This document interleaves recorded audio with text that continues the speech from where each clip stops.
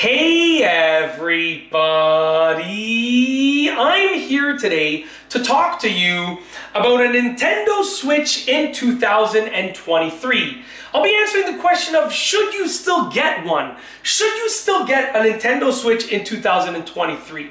Now, right off the bat, I'm going to tell you my answer. My answer is yes, I truly believe that you should still get one. But now I'm going to tell you why I think that you should still get one. And I'm going to put my Switch down because the last thing that I want is to be throwing my hands around, because that's how I talk, and then the Switch goes flying off to the side, okay? I enjoy playing this way too much to let it go flying off to the side like that. So I'm just gonna place it down gently over here on my countertop behind me. So why should you get a Nintendo Switch in 2023? Well, I truly think that it hasn't lost its flair. It hasn't lost its pizzazz, whatever you want to call, whatever word you're thinking of. I don't even know if pizzazz is a really word, but it hasn't lost its oomph over the years. I've had my Switch for a few years now. I was late to the party. I got the Switch a couple of years after it had come out. It had already been well established, and I decided to buy one much later into the game, and I absolutely loved it. Now, the one thing that if you get a Switch now that you might have to go through, that I went through, is that you can have a sizable backlog of games that you probably want to play and purchase, and they're already available, that you're starting from zero, right? So like when I bought my Switch, I had no games, and there was probably a list of like 15 games that I really wanted to play and I really wanted to purchase. And the good thing is those games were easily available. A lot of them were like first-party titles. Basically all of them for the most part were first-party titles. So that they were easily available, so that I went to go buy them. And the thing was, I was buying like 2-3 games a month, and I was playing like crazy because I really wanted to sort of catch up so that I could start getting the new releases. Because when a new release would come out that I wanted, I'm like, oh, but I already have like 8 other games that I still have to beat, or that I want to play, or that I want to purchase. So that's the one thing that you might go through, that I did indeed go through, is I was buying a ton of games at the beginning, playing it a ton, and then I sort of eased up as I, got to the point where I wanted to be, where I'm like, okay, I beat all those games that I wanted to play and beat. I purchased them, I beat them. Now I can focus on just any new releases that I'm interested in. Okay, there's a point in video gaming. I'm gonna pick up the Switch again. I'm just gonna be very careful with it.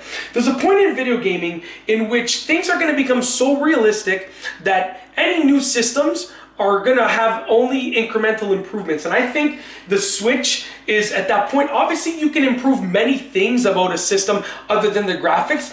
But with that being said, when I look at the jump from, like, let's say the Game Boy to the Nintendo DS, it was a massive jump. Right? When I look at the jump from the 3DS to the Switch, it was a massive jump. And then, with regards to the Switch, at the time of me filming this, I don't know what's gonna come next. I don't know. By the time you see this, I probably will have filmed this a few months before that.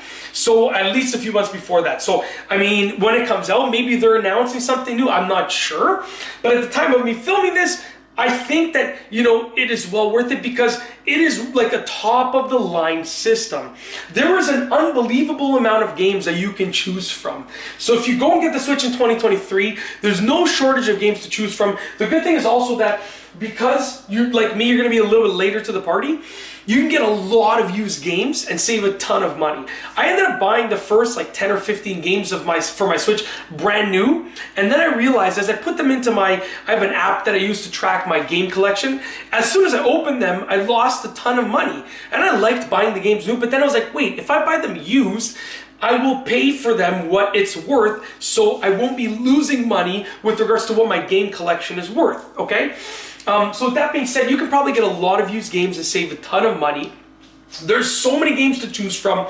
And just to put into perspective, I just recently bought a Game Boy Advance SP. Okay, I actually got the AGS 101 model, which is the one with the backlit screen. I got very lucky. I happened to find one from a local seller that included a bunch of games, and I'll do a separate video on that. I don't know if I will have released the video or not already on the Game Boy Advance SP, but I still play that console, and I got it a few months ago, and it's old, but I love playing it. So there's no reason why in 2023, when the Switch is only a few years old, you won't love it, okay? It's so fun to play.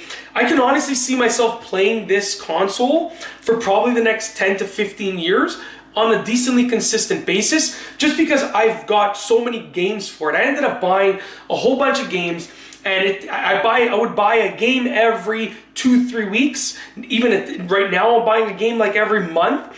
And I'm only beating a game every 2 to 3 months. So like I have all these games that I bought that I haven't had a chance to play. So I have enough games to last me a long time before I'm like, okay, I beat all the games, right? So, you know, I think it's still worth it to buy in 2023. That's my opinion.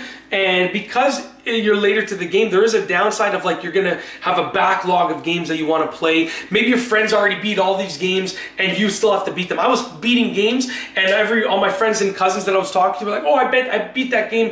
You know, I was gonna say I bet that game. That doesn't make sense. I beat that game 10 years ago. Yeah, so I grew up saying I bet. And as soon as I met my wife, she correctly said, it's not I bet the game, it's I beat the game.